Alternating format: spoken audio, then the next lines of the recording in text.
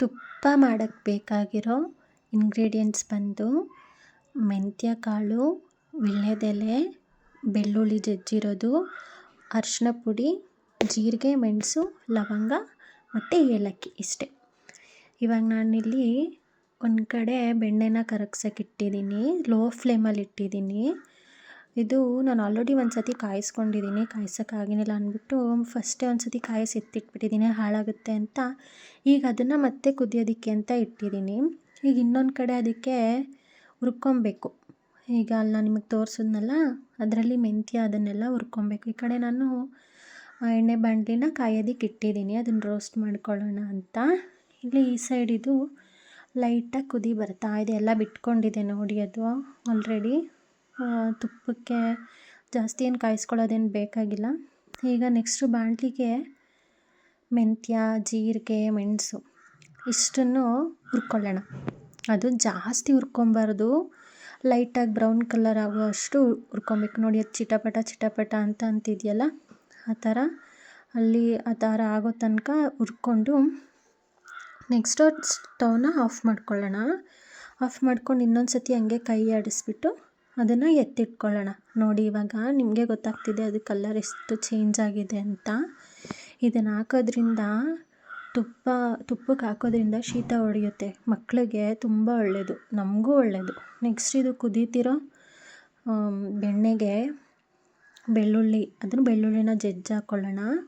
ಆಮೇಲೆ ನೆಕ್ಸ್ಟು 2 ಲವಂಗ, ಏಲಕ್ಕಿ ಇಷ್ಟನ್ನು ಹಾಕ್ಬಿಟ್ಟು ಅರಿಶಿನ ಪುಡಿ ಎಲ್ಲ ಹಾಕಿ ಅದೊಂದು ಸ್ವಲ್ಪ ನಿಮಗೆ ಗೊತ್ತಾಗ್ತಿದೆ ಅದು ಹೆಂಗೆ ಚೇಂಜ್ ಆಗ್ತಿದೆ ಅಂತ. ನೆಕ್ಸ್ಟು ನಾವಿಲ್ಲಿ ವೀಳ್ಯದೆಲೆ ಹಾಕ್ಕೊಳ್ಳೋಣ. ಒಂದು ಸ್ಮಾಲ್ ವೀಳ್ಯದೆಲೆ ತೊಗೊಂಡಿದ್ದೀನಿ, ಅದನ್ನು ಹಾಕಿದ್ದೀನಿ ಇಲ್ಲಿ. ಅದು ಹಾಕಿದ್ರೆ ತುಂಬ ಒಳ್ಳೆಯದು, ಹೆಲ್ತಿ. ಈಗ ಇದನ್ನೇನು ನಾವು ಡ್ರೈ ರೋಸ್ಟ್ ಮಾಡ್ಕೊಂಡಿದ್ವೋ ಅದನ್ನೆಲ್ಲ ಪುಡಿ ಮಾಡ್ಕೊಂಬರೋಣ. ಜಾಸ್ತಿ ಫುಲ್ಲು ಪುಡಿ ಆಗಬಾರ್ದು, ತರಿಯಾಗೂ ಇರಬಾರ್ದು, ಮೀಡಿಯಮ್ ಆಗಿರಬೇಕು. ಇದನ್ನು ನಾವೇನು ಪುಡಿ ಮಾಡ್ಕೊಂಡಿದ್ದೀವೋ ಇಲ್ಲಿ ತುಪ್ಪ ಕಾದಿರುತ್ತಲ್ಲ ಅದಕ್ಕೆ ಇದನ್ನು ಹಾಕಬೇಕು. ಈ ಪೌಡರ್ ನಾವೇನು ಮಾಡಿರ್ತೀವೋ ಅದನ್ನು ಅದಕ್ಕೆ ಹಾಕಿ ಒಂದು ಸ್ವಲ್ಪ ಕುದಿ ಬರೋ ಅಷ್ಟು ಬೇಯಿಸಿ ಸೈಡಲ್ಲಿ ಎತ್ತಿಟ್ಕೊಬೇಕು. ಏನು ಗೊತ್ತಾ, ನಮಗೆ ತುಪ್ಪ ಕಾದಿದೆಯೋ ಇಲ್ವೋ ಅಂತ ಗೊತ್ತಾಗೋದಕ್ಕೆ ಒಂದು ತೊಟ್ಟು ನೀರು ಬಿಟ್ಟು ನೋಡಿದ್ರೆ ನಮಗೆ ಗೊತ್ತಾಗುತ್ತೆ ಅದು ಕಾದಿದೆಯೋ ಇಲ್ವೋ ಅಂತ ಗೊತ್ತಾಗುತ್ತೆ.